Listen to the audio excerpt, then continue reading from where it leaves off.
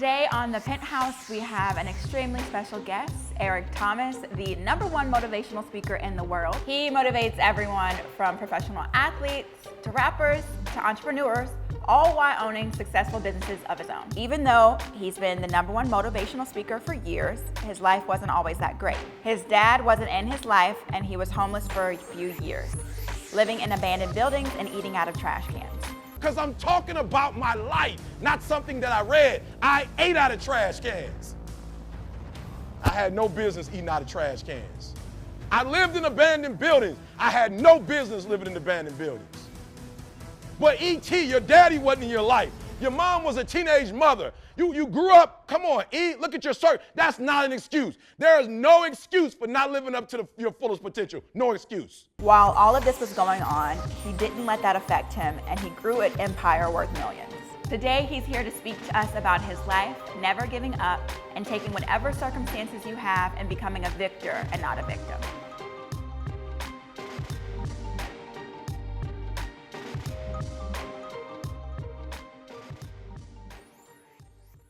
All right, welcome back to the Penthouse. Today we have something phenomenal lined up for you all, and this is one of my most motivational, most inspirational, most divine guests that I've had on the Penthouse thus far. We have Eric Thomas, aka E.T., aka the hip hop preacher, on the couch. Welcome to the Penthouse. Oh man, let me tell you something.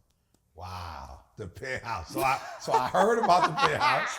Well, first of all, I've heard the term before. Yes. All right. So I've heard the term before. Stop. I don't know that I've ever been to one.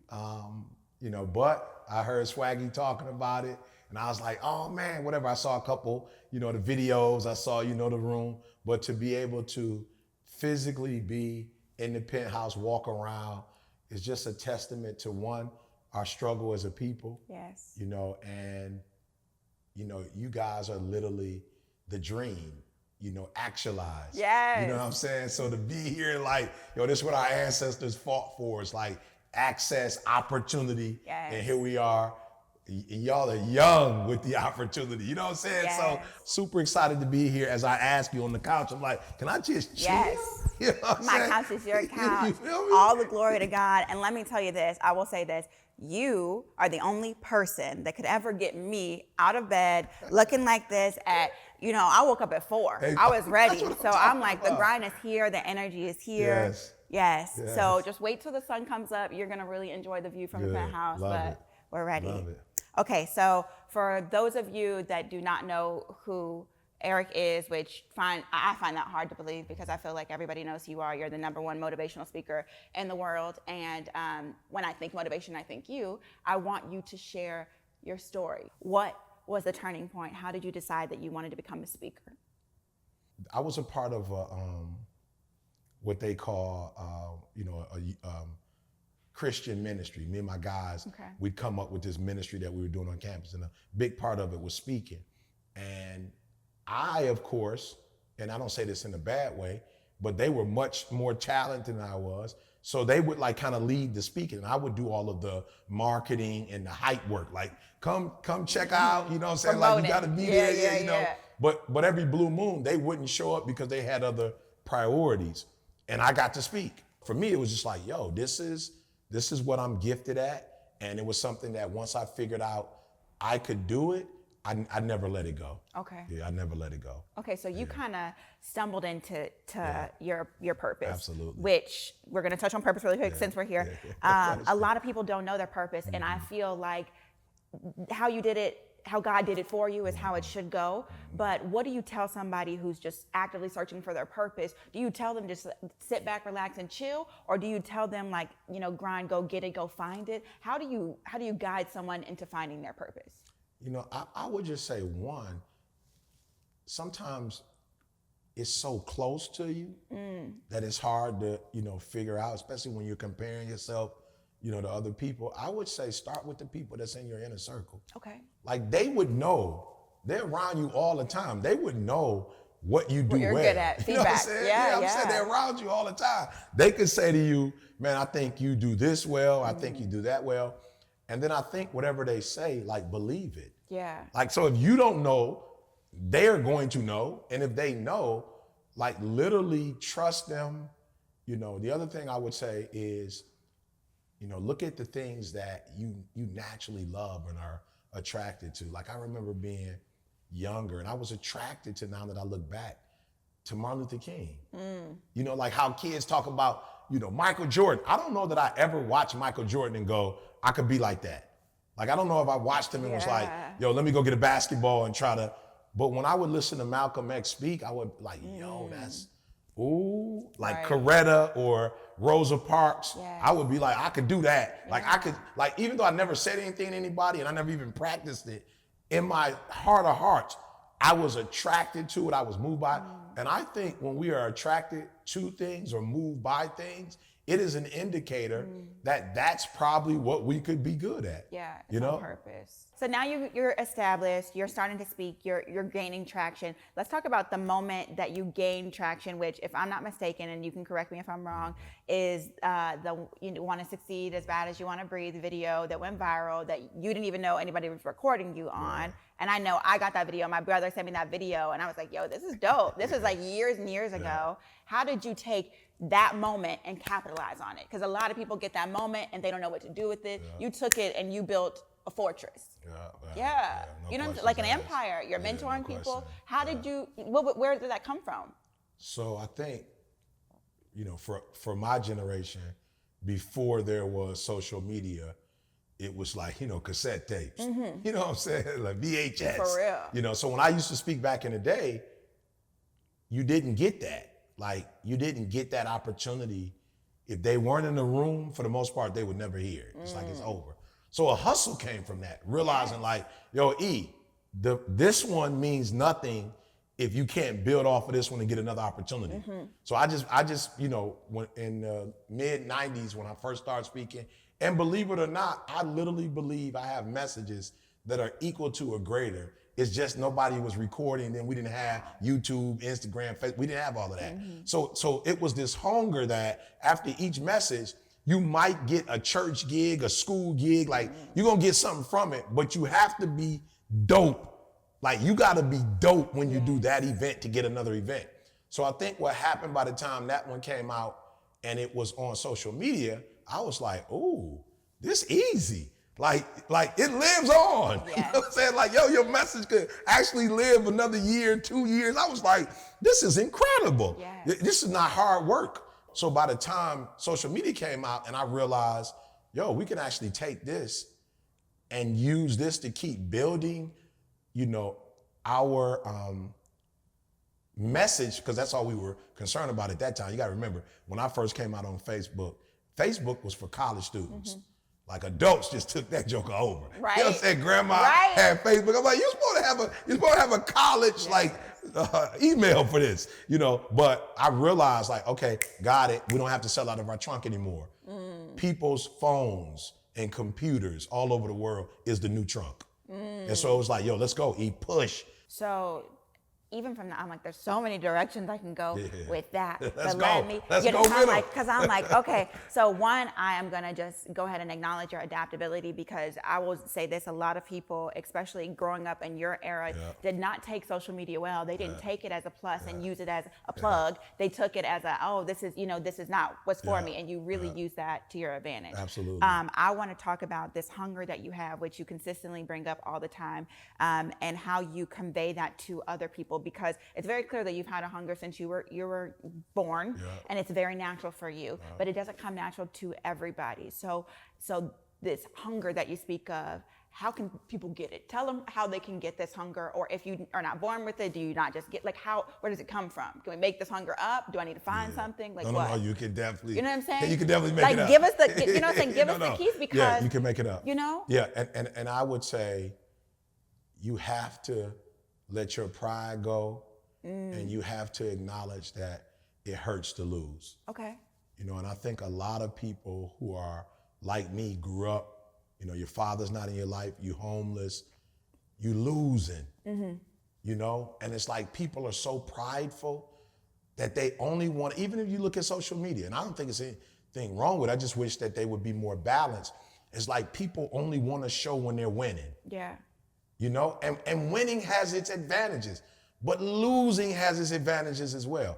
I don't think if Michael Jordan wouldn't have lost to Boston or lost to Detroit, like what if he would have come out his freshman year and won? He probably would have, you know, settled. But the fact that he got beat down 7 years in a row, it's like, you look at LeBron, it's like, aren't you supposed to be retiring sometime soon? Like, how are you retiring, but you look better than kids who are coming in your 20s? Why? Because he's hungry. It's like, they're still not giving me my credit. Like, they still don't acknowledge me as the GOAT. But some of us are so prideful, you know, we don't want to say, yo, it hurts that my biological father's not in my life.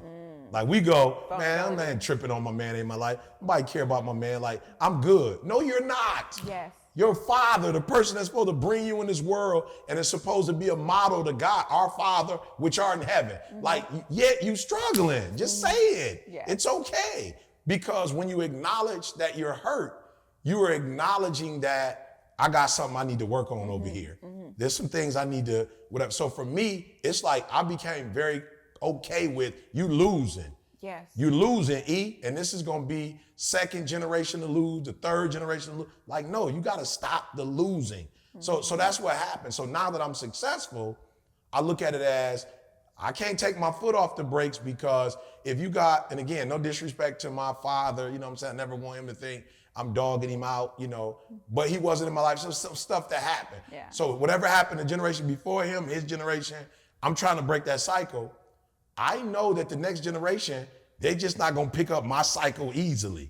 You feel me? Like, it don't work like that. It's not like cycle, you broke it, and it's just broken forever. No, it could be cycle, you broke it, next cycle, pick up on that cycle. So I'm always like, E, you gotta choke it out. Like, you know, you see those movies where they're getting chased by, you know, the villain or whatever, and they might knock him down, bust him in the head, and run, and then the villain back right up on him. Michael Myers, oh my God. You gotta take Mike out. You gotta cut his head off. You know what I'm saying?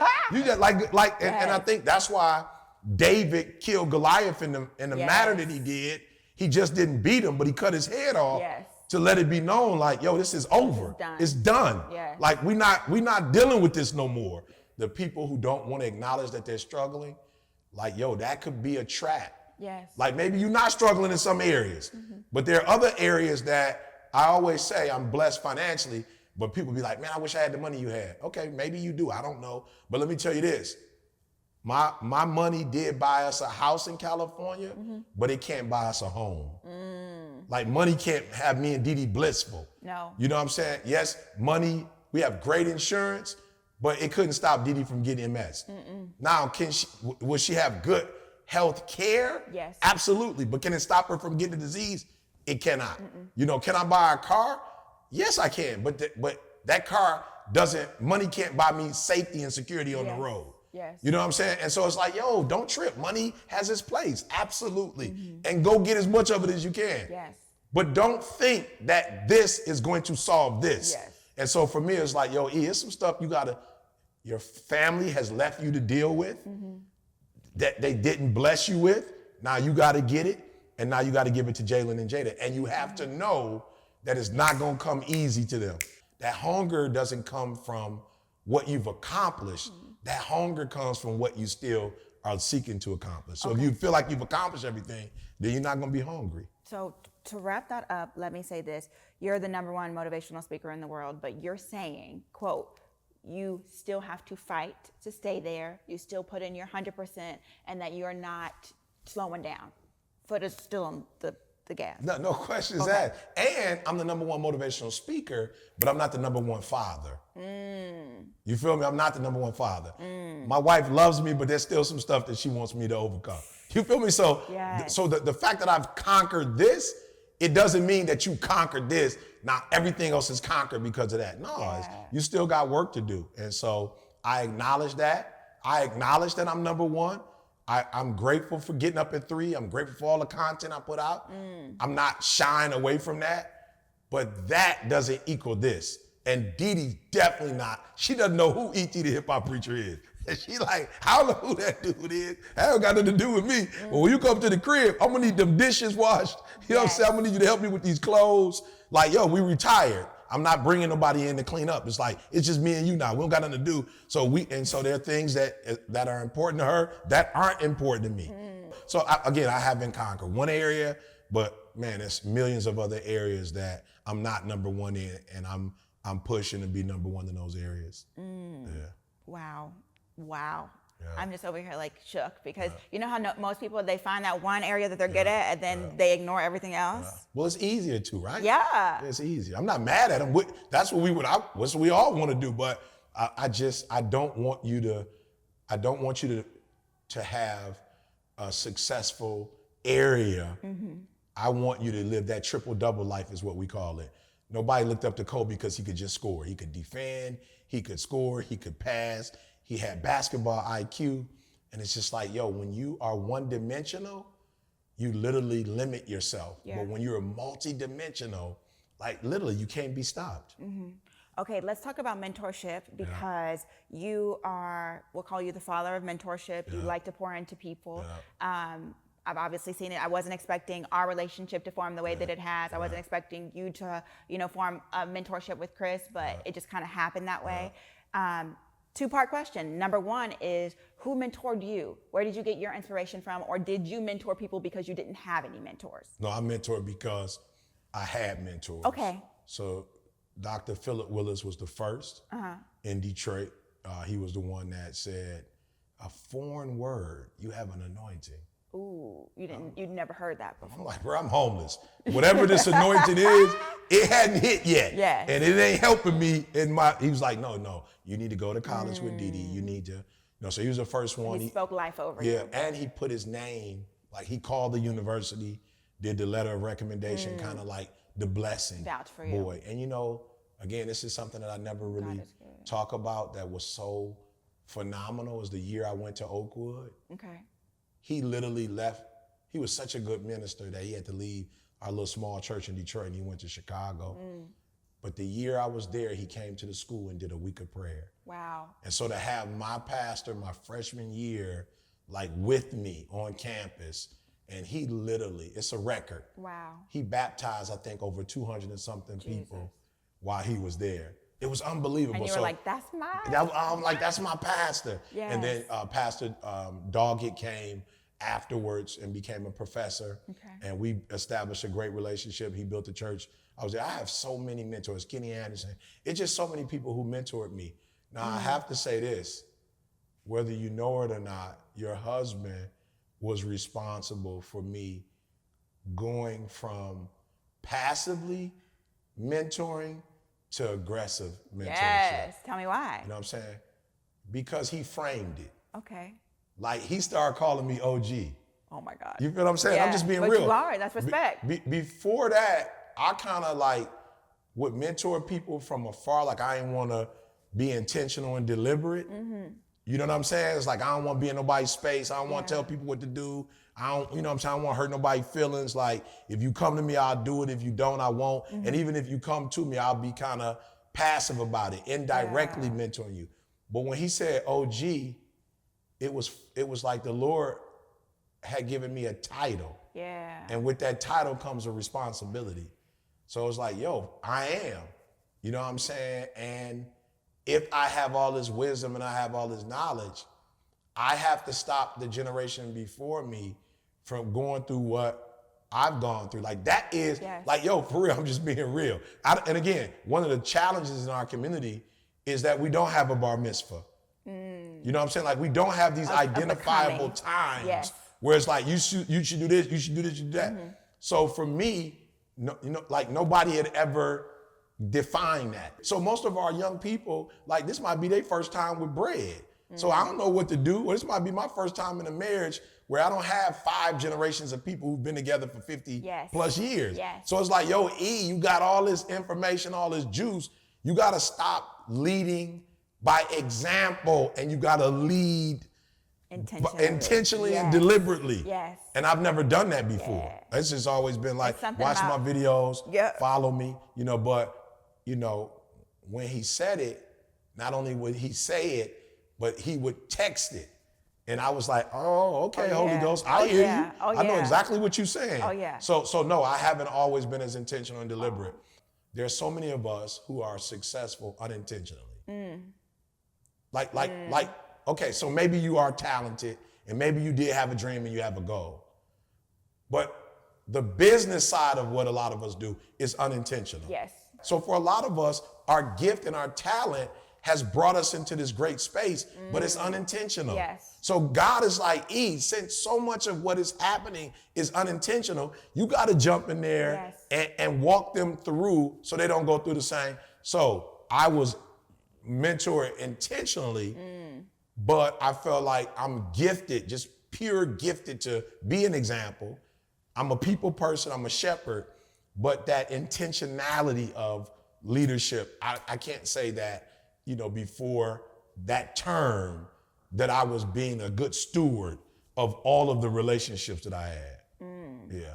Wow. And now I'm being intentional about those relationships because God's going to call me to, I know you were cool with them, but did you lead them? Yes. And I want to be able to say, I did lead them. Okay, do you have goals? What are your goals when it comes to pushing your career forward? Because you're on the top. So when you're on the top, I don't really know what it feels like to look around and be like, what else are we doing? But where do you want to go? What is the legacy that you want to leave? How do you want to go about moving forward? Discipleship now. I made it to the top, and now I got to go back and say, yo, Swaggy, I got to make sure you make it to the top in every area. Yeah. Like, I see you killing this. I see you doing this. So, okay, how can I help you here? It's like the next 50 years, because I see myself dying at 100. So I've kind of We plan the death, okay. I'm really pushing for the Moses 120 boy. Yes. I'm really pushing for the Moses 120 boy. Because Moses died at 120 and he was like good. Yes. Like eyes, he could still work out. Chill. Like he was still, so I'm really pushing for the 120 boy. It's biblical. I've seen a model. If you can do it, you know what I'm can. saying? Yeah. So in those next 50 to 70 years, I just see myself saying, yo guys, everything I've learned, y'all know what y'all want. How can I serve you? Yes. How can we duplicate it and not make it where it's like, and again, no disrespect, but prior to me doing public speaking, there wasn't a lot of real live cats that was like, I want to go into the business of money. And I wanted to create a situation where it was like, I'm not the only one that can do this and make a lot of money. All y'all can do it. And before me, Les Brown murdered the game. Love. But Les was more the first one. So being the first one, Les was a little bit more white collar. Yes. You feel me? But that's what he did. He opened the door for us. Yes. Like he was the first one. So I felt like, okay, let's open up the door for you. What door can you open? And I was like, I just want cats on the block to know before we were football, before we were basketball, before we were engineers, before we were scientists, we've always been orators. Yes. Always. Frederick Douglass, Booker T. Washington, Sojourner Truth, Harry Tubman. Like we have always, Family Lou Hamer, Carney Stone, like we've always had that mouthpiece. Yes. And it's like for some reason, storytellers. we've always been storytellers. Yes. Some reason it's gone now. Right. It's a part of our culture, but it just dropped off. It dropped off. From literally Martin Luther King, Langston Hughes era, it kind of just dropped. Like even poetry. Yes. Like you just don't see it a lot. You know, so for me it's like, you got to bring the storytelling back up to life. Yes. And you got to let them know we were the first ones to storytell. Yes. You feel like we were, and so that's the legacy I want to leave. Open this field wide up. You know, you and I with the coaching. Like, I just want to say, like, yo, here's all the things that I've learned. Marriage, I made my mistakes. Business, I made my mistakes. Father, I made my mistakes. Human, son. So guys, let me walk you through this thing called success, and let me help you to minimize your error and spend more time on your success. Yeah, that's what I want to do.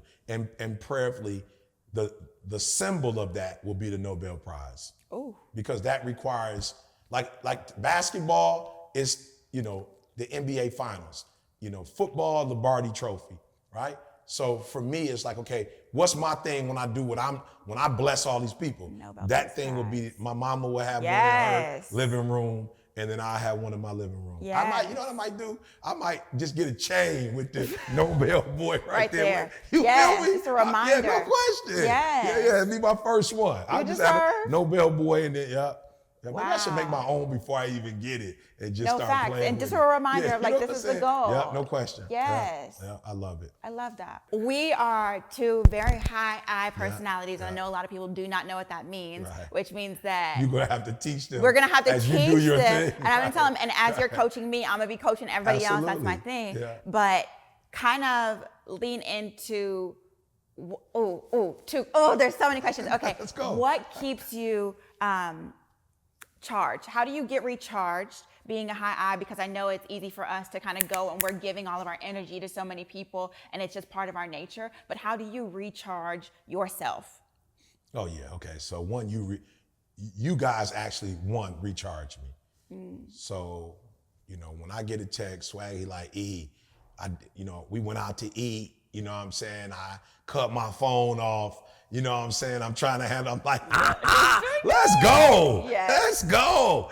So actually when I'm teaching where I messed up, and I was just so focused on business. And my wife, she said the same thing to our kids during the COVID. They've been with us a lot more. It was like, we worked a lot when y'all were kids. Like, we didn't mean no harm, but you know what I'm saying? We just want to make sure y'all had the best. But when I teach that, don't make the same mistake I made, and you guys are incorporating it, it just gets me. It's like the greatest thing for a teacher to see the student getting the lesson. Yes. And benefiting from the lesson. Yes. The other one is, man, since, I don't know, 91, 92, I've been getting up at 3 o'clock in the morning and just spending time with God the first hour and a half, with God, and that recharges me. And then I'm a talker. So over 20 years, I got an accountability group. Yeah. We get on the phone about 6:30 a.m. And we go for maybe about 2 hours, the fellas. That's another thing that recharges me. And just life, man. Just life itself charges me. Good. That makes me happy because I very similar personality and I feel that. No question. Okay. And you even using the words, I feel. Yes, we feel that. Yeah, no, seriously. That'd be like, my wife be like, where's the evidence? I'm like, I don't know where the evidence, but I feel. Listen, it's here, the energy's in the room. Yeah. Yes. And yes, trust me. And Swag is the very opposite of me. So I'm glad we have the balance. Which is a blessing. Yeah. But he's gonna get the results. He is. But we're gonna make sure that we're having fun. I'm gonna bring it to life. That's what I'm saying. I'm gonna need you to organize this, but I'm gonna bring it to life. No question. Okay, beautiful. Okay, so to wrap up this interview, and there's just so many things. I'm gonna need y'all to go in and actually listen to what we're saying because the wisdom is there. Y'all just need to pay attention to it. We're gonna end this with the procrastination quote that I love from you, that procrastination does not exist. It's just a lack of passion. And so we have all been coming out of this quarantine stage where the world is starting to open up again. We've had a lack of motivation for the past year and a half. And so I'm used to being motivated all the time. I'm used to being passionate about the things that I do, and I have not been passionate. And so I'm thinking in my head, like, maybe I just am being lazy, or maybe I'm procrastinating. And I know that that's not true. I know that it's just a lack of passion. So talk to the people about getting out of that funk. Talk to them about actually finding something that they're hot for and like just going for it. Yeah, no question. Yeah. I had to ask myself the other day, what's happening now? What's happening now, E? Because I got caught up with the, I won't use the word fear. I'll use the word cautious. Okay. With Dee having MS. Yes. And this whole COVID thing, because we don't know how, it's spreading or whatever. And I'll be honest, I kind of felt like if I get the COVID-19, I'm gonna be straight. Like I might be a little, you know what I'm saying? Might be down for a couple of days, but like I didn't see myself dying. Yeah. But I was like, with Dee MS, I don't know what would happen with her. Maybe nothing, I don't know. But it's not a chance you want to take. I'm not gonna lie. I woke up the other day and was like, yo, it's been a year, bro, and you still in the COVID mindset. It's been a year, E. And so if COVID lasts forever, you can't just be chilling at the crib like you're doing. Yeah. And we made good money, put money aside doing the Zoom thing.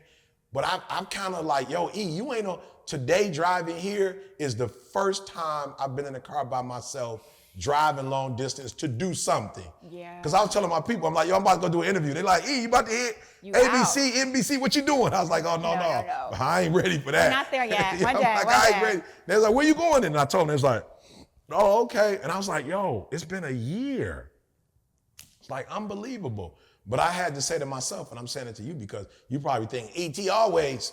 No, I got caught up a whole year of COVID-19. And so the other day I asked myself, E, what's happening now? Like, yo, in this moment, what are you doing? And when are you gonna come out of this funk?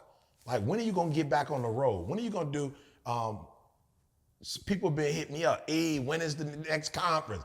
You know, you doing a conference? I was like, not only am I not doing the conference, I ain't even thought about a conference. I was like, whoa, I was like, yo, y'all, I'm gonna sit down and think. Should we do it in June? Should we do it in whatever? They like Texas wide open, Georgia wide open. You can do a conference. Yeah. I know, but I'm not trying to get nobody sick. But it's like, yo, E, what you just gonna wait until it just nobody like you? What you gonna wait for the numbers to be zero? So I'm saying to those of you who are listening, life happens, man. It does. Some of y'all might have lost somebody in your life from COVID.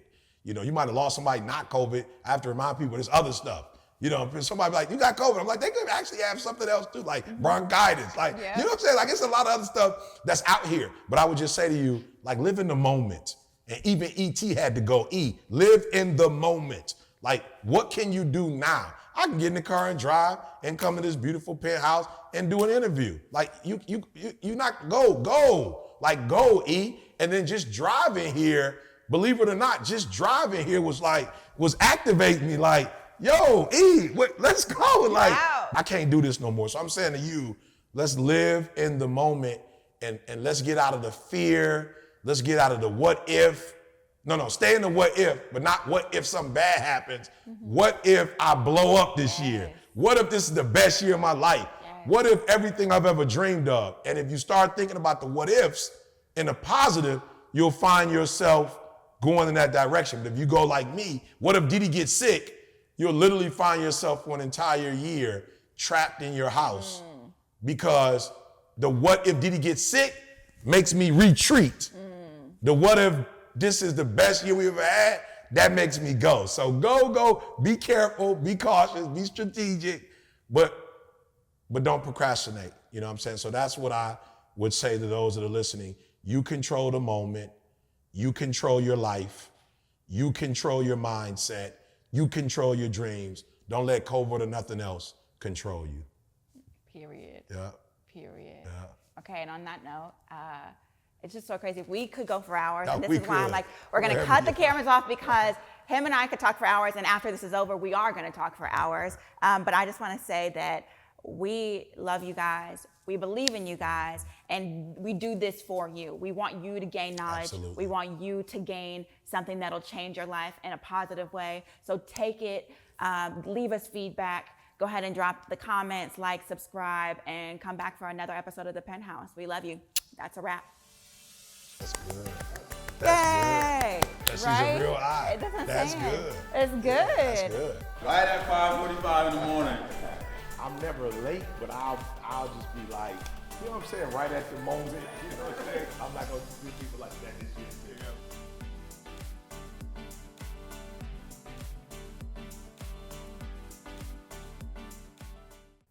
Yeah, man. Born, you know, mom was 17 when she got pregnant with me. You know, a struggle for her. I mean, you know, I hear the story, but I have a 23-year-old daughter, and I'm like, yo, my mom was 17. Right. You know what I'm saying? Like, it's a different perspective, you know. So I came out the womb struggling. You know, I came out of the womb. My biological father wasn't in my life. You know, mom for a while did it on a solo. Just a kid, you know, who got you know, a real slow start. But one day I woke up and was like, yo, you can't be a victim for the rest of your life. Like, you can't keep talking about your dad wasn't there. You know, you didn't go to the best schools. You know, you were homeless at 16. You know, like, at some point you got to take ownership of your life. And I think there are two Erics. There's the victim Eric, you know, and there's the Victor Eric. I kind of like the Victor. Like that. I like the Victor Eric, boy. I like the victim. But the victim dude was real for a long time, probably to maybe 2021, you know. So I kind of started off late. I've made, man, every part of my life has been a mistake. I was born, you know, and I don't mean any disrespect, but my mom didn't plan me, you know. Schools mistakes, marriage mistakes, father mistake, kid. Like, I'm not that guy that just started off and had everything together. It's like I learned, and I grew and got better. So I'm a living example that you don't have to be born number one to be number one. You can be last, born last, but through hard work, determination, the grace of God, you can work your way up to number one. Okay, Joseph. Listen, no, for real. I feel it. That's good. Yeah, no questions. Right? Asked. So, okay, we're going to dissect a lot of that because you already know you're a well of wisdom, but that was a lot going on in there. So I want to talk about the things that popped out to me. Let's talk about being young and homeless. I want to know the age range that you were because your story, not the same, but it's very similar to my husband Christopher's story, to where he had a rough start. Yeah. He went through the struggle, he was homeless, and he used that motivation to get to where he is. So how did that affect you in your career and, just your life? Yeah, I'll be honest, a lot of times when people think homeless, they think, like I lived in abandoned buildings, ate out of trash. But the biggest part was being separated from my mom. It's like a person who I was talking to every day. You got to think about it. You 13, 14, like you coming home, you seeing mom's like, what's up, whatever. So the hardest part for me was having this estranged relationship with my mom. Like waking up every day and not having, that superhero that I was used to, having there, that person that I looked up to, that person that I loved. Like me and my mom was like super, connected emotionally, chemically. It's just like, that was my role. So you were 13, 14, if I'm remembering this correctly, you did something and your mom kicked you out? Yeah. So 13 is when I start running away from home. And that's when I found out that the person that was raising me wasn't my father. So I kind of looked at my mom like, man, I can't even trust you no more. Like, you're a liar. You know what I'm saying? So I started leaving home at 13. Okay. I left for good at 16 and didn't come back. But the hardest part was, like, literally, I was strong enough to, like, live in the abandoned building, get up the next morning, go act like everything was cool. And I tell people the second thing is, homeless is really not that bad until the sun sets. You know what I'm saying? Like, during the day, it's cool. You hanging out with your boys, y'all hooping, y'all doing y'all thing, like, you're a regular person. But when that sun sets, and it's time for everybody to go back to where they live. You don't have like that's when it's like, oh, you homeless. So those were, I think, the biggest things. Not seeing my sisters, not seeing my cousins. Like I didn't see a lot of my family members. Why? Because I would do that with my mom. So the fact that me and my mom weren't hanging together, I wasn't going to those places because I might see her at those places. So I kind of felt like, and my wife gets on me all the time, like, it's always like you against the world. And I'm like, I did kind of pick that up, you know what I'm saying? When I was homeless, I did feel like it was me against the world, and so, I would say when you go through that type of trauma, there are healthy things that come out of it, but there probably are some, negative things that have come out of that trauma that, even at 50, I'm still working through. And trying to overcome. Yes. Okay. So we're definitely going to talk about healing later because that's my jam. Question. That spiritual healing is like what question. we need. But I need to stop because I heard Dee Dee, your wife. Yes. I need to know that a quick little summary of how y'all got together because I know she's been your rock. She's been an investor into your life, and me and Chris talk about it all the time of how he wouldn't be where he is without me, which is so sweet. But I know you and Dee Dee have a similar story. Yeah, no question. Now, I've never said this on camera before. Woo! Right? But Especially watch on the this. Penthouse. So I actually met Dee Dee before I met Dee Dee. You know what I'm saying? Which is like, now when I think about it, it's like, yo, this is so weird. So the person, my father who raised me, not my biological father, his cousins, and when you have older cousins, I don't know why they always seem like your aunts, but they seem like your auntie, not your cousin. Do they make you call them your aunt? Because I was like, my old cousins are like, I call them my aunts. I did the same thing. I don't know if they actually asked me to do it. Or I just felt like, but one of my aunts, her son, he's probably about 5 or 6, I guess. I don't remember the exact, but he was young. He ended up drowning in a neighbor pool. Oh no. Right? So we went to the funeral. So Dee Dee, we got to talking once, and Dee Dee was actually at that funeral. What? Right? So we were probably she was probably about 9, I was 10 years old. That's crazy. It's crazy. We were literally at that same funeral. And I'm like, yo, you knew mine? She's like, yep, my mother. And I was like, Yo, that's I'm like, crazy. God had us in the same Yo, room. he said, I'm gonna put y'all in the same room, not even gonna tell not you. even knowing, That's you know. crazy. So met her, homeless. So you were homeless when you met her? Yeah, I was homeless. Started going to church with my boy, my best friend from high school. You know, he was kind of like, yo, E, you need to come to church. Like, it's a very positive, healthy environment. You know, you don't have to watch your back. They feed you after church. I was like, bet. You know, so I started going to church, and it was actually Dee Dee and this other young lady. One of the beautiful things about, you know, growing up in the African-American community is that the women are beautiful. You know what I'm saying? Yes. and so, but the thing about Dee Dee was she was always mature. You know, she had all the kids that would be, you know, come around her, and she'd take care of the kids. And I just like, wow, this. And then her and her relationship with her mom, she was super respectful. She had a job at 15. She worked at the gas station. You know, so I was like, yo, I don't even know that I knew, but because I was homeless and Dee Dee was so stable, I think that's probably why I really leaned more toward her, because she wasn't out there. She's like, Yeah. she was the anchor that I needed at that time, and didn't even know that she was an anchor, you know. But we start, you know, talking a little bit. And then, you know, Dee Dee had dreams. She's like, yo, I'm going to school. I want to be in the medical field. You need to go to college too. And I'm like, I need to go to college. Like, She planned your life. yeah, like, I'm a high school dropout. What you mean I need to go to college? And she was just like, no, you can go to college. Like, bump what's happening to you now. Like, if you make a decision, you can go to college and be whatever you want to be. And so Dee Dee was like that. You know, when the word says he leadeth me beside still waters? Yes. Like, Dee Dee was those still waters, you know, like, she actually gave me that why, that reason for, you know what, man, there's a possibility that I can be with her for the rest of my life. So, yep, let me do what I need to do to, like, stay in her good graces, because I know, man, I always knew when she told me she's going to college, like, I might have been a high school dropout, but I ain't stupid. I know that somebody like Dee Dee wouldn't go to college for 4 years and not date. Like, I knew she wasn't just gonna go to college and then just come back and scoop me as a high school dropout.